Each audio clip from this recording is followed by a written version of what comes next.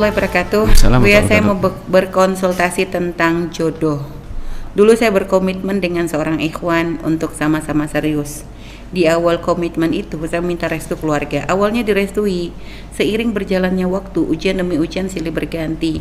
Dari ayahnya yang sakit lalu meninggal, disusul lagi saudaranya. Saya sakit setahun. Niat baik kami tertunda bertahap sampai kami terus menabung dikarenakan jarak kami yang lumayan jauh. Saya di Kalimantan Barat, dia ada di Kalimantan Tengah. Saya bungsu dari 3 bersaudara, dia juga bungsu dari 3 bersaudara. Perlahan orang tua saya berubah-ubah, sebentar merestui, sebentar ragu. Terlebih lagi melihat perkembangan usaha kecil-kecilan saya mulai berkembang. Awalnya dia hendak menunggu, namun kami terhalang keadaan. Dia tinggal berdua bersama ibunya, jadi hendak segera menikah. Sedangkan keadaan keluarga kami masih belum stabil. Yang ingin saya tanyakan ialah, apakah ujian-ujian ini adalah tanda kami tidak berjodoh, Bu ya? Atau hanya ujian-ujian sebelum menikah? Sebab sebelum komitmen saya istikharah, dan dia datang dengan tersenyum 2 kali. Lalu setelah ujian-ujian hadir, istikharah saya tak kunjung dapat jawaban pasti.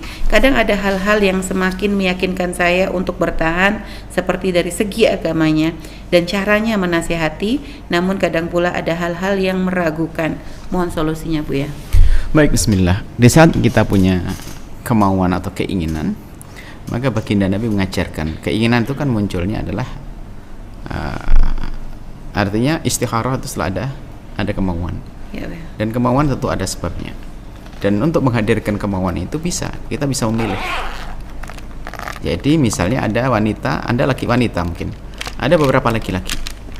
Setelah ada beberapa laki-laki, Anda pelajari dulu mana yang baik, mana yang ini, mana yang sesuai secara agama dan seterusnya. Setelah Anda menemukan dia, baru nanti langkah selanjutnya. Di saat hati belum terpaut, maka melakukan sholat istikharah.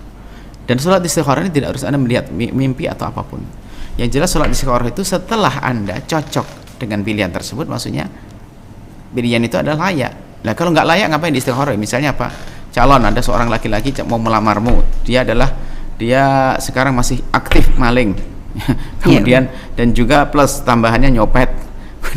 Kemudian ini masa gitu? Ya gitu nggak usah pakai istikharah itu.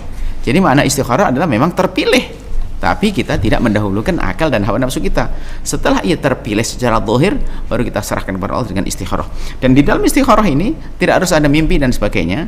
Kemudian di saat terjadi suatu musibah, bukan berarti, ingat keterangan ini penjelasan, di saat terjadi sesuatu musibah di rumah kita setelah istikharah, jangan kita suka tasya'um seperti sebagian orang mengatakan, wah ini alamat celaka. Suatu ketika ada satu orang yang tunangan setelah khidbah itu rupanya di perjalanan pulang itu ya mobilnya itu nabrak. Ini kok bodoh banget ini orang. Mobilnya nabrak, ya kan? Ini keluarga perempuan. Mobilnya nabrak, langsung minta diputusin. Kenapa? Dianggap tanda jelek. Masya Allah. Ya rugi, laki-lakinya laki-laki yang baik, sangat soleh, dan dia adalah laki yang ini. Cuman gara-gara meyakini omongan semacam ini, waduh ini alamat celaka, ini langsung minta dibatalin. Justru kalau orang beriman bisa jadi ini adalah untuk menjadi tambah, Allah akan beri ujian, dengan ujian ini maka akan semakin istimewa, bisa jadi. Kok malah tasya'um, memberprasangka buruk kepada Allah, maka ya rugilah dia, sehingga dibatalin ya kayaknya. Sudah batalin akhirnya jadi retak. Barangkan baru tunangan baru selesai, langsung gara-gara mobilnya nyerempet saja langsung dibatalin. Nah ini adalah tasya'um, satu keyakinan nggak boleh ada di dalam kaum muslimin. Nah, kemudian Anda melihat kejadian-kejadian itu kini, bagaimana? Apakah ini adalah tanda saya cocok, tidak cocok? Gak ada urusannya, tidak ada tanda cocok. Yang penting Anda sudah melihat calon itu benar secara zahir, kemudian Anda istikharah, sudah Anda tunggu pada waktunya nanti. Yang penting cara menunggunya apa? Kalau Anda tandanya Anda benar, tidak melanggar syariat Nabi SAW, menunggunya, Anda menanti dengan adab, dengan akhlak, dengan iman, dengan kebaikan, maka di saat itulah maka pada akhirnya nanti itu yang akan menjadi apa yang Allah pilihkan. Bisa jadi karena Allah sayang kepada seseorang, padahal sudah berencana macam-macam, dibatalin oleh Allah.